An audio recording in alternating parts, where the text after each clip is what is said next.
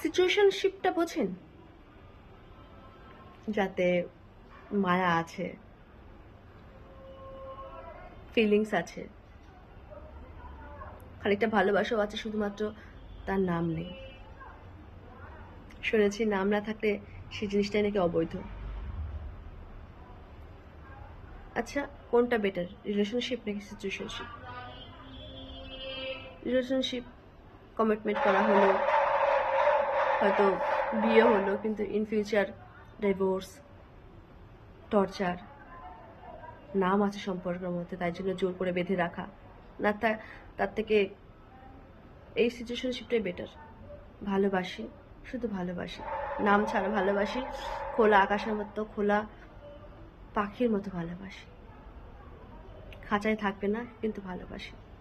জানি না কোনটা বেটার।